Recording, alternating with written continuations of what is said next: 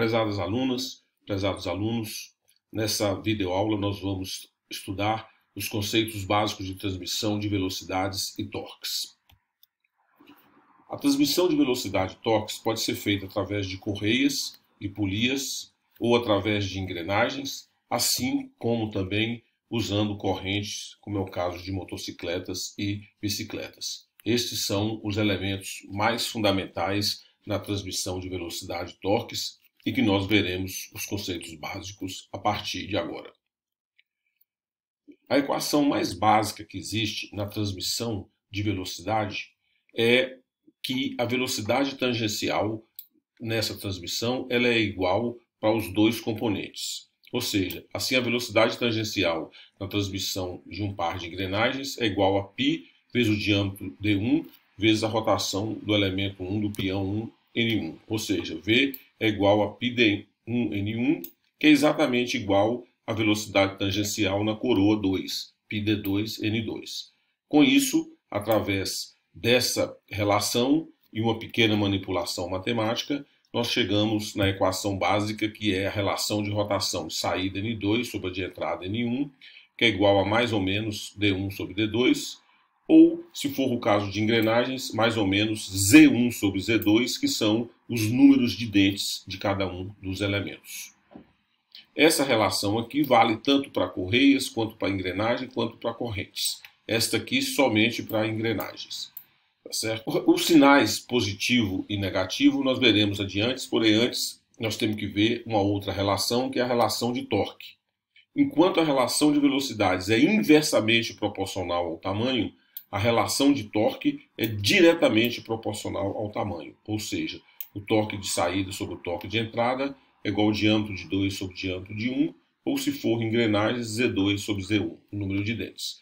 E nesse caso tem que considerar o rendimento do par. Eta de 1, 2 é o rendimento de 1 para 2, que sempre é menor do que 100%. A questão dos sinais é importante para se definir o sentido da rotação de saída em relação à rotação de entrada. Nesse caso aqui, onde eu tenho duas engrenagens de dentes externos, o sentido de rotação é oposto, ou seja, se o peão gira no sentido horário, a coroa gira no sentido anti-horário. Daí o sinal negativo naquela expressão. Existem vários casos onde tanto o elemento de entrada quanto de saída vão rodar no mesmo sentido. Nesse caso, o sinal será positivo. É o caso das transmissões por correias, transmissões por corrente. Em qualquer um desses casos, se eu girar, no caso aqui o pedal no sentido horário, a coroa ou a roda de trás vai girar no mesmo sentido horário. Isso também pode acontecer em engrenagens, quando eu tenho uma engrenagem de dentes externos, como essa engrenagem coroa, essa grande, e uma engrenagem de dentes externos. Ou seja, dente interno acoplado com dente externo, as duas vão girar no mesmo sentido. Ou se esse peão girar nesse sentido anti-horário, a coroa vai girar no mesmo sentido anti-horário. Daí o sinal da equação será positivo. O uso de engrenagens, que é o nosso foco, vai se dar através dos chamados trens de engrenagens, que são combinações de engrenagens.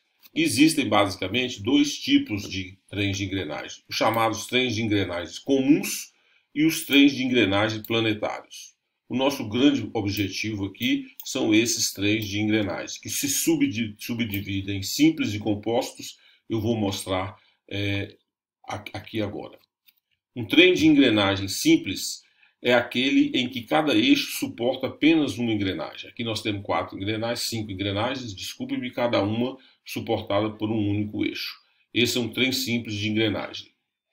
Já os trens compostos de engrenagens, pelo menos um eixo suportam 2 ou mais engrenagens. Nesse caso aqui, esse eixo aqui tem 2 engrenagens nesse eixo, que vai fazer com que esse trem seja um trem composto de engrenagens. Tanto o trem simples quanto o trem composto só possuem engrenagens que giram em torno do seu próprio eixo. Qualquer uma dessas engrenagens só gira em torno do seu próprio eixo. Daí são chamados trens comuns de engrenagens.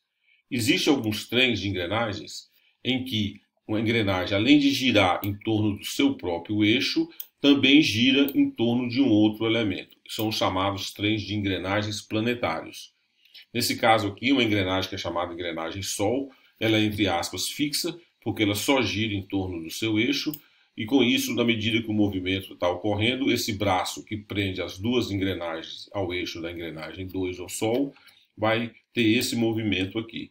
Então essa engrenagem, além de girar em torno do seu próprio eixo, ela vai ter um movimento de translação em torno do Sol. Daí o nome trem de engrenagens planetários. É como o nosso sistema solar, onde os planetas giram em torno do Sol. E com isso, nós terminamos essa apresentação.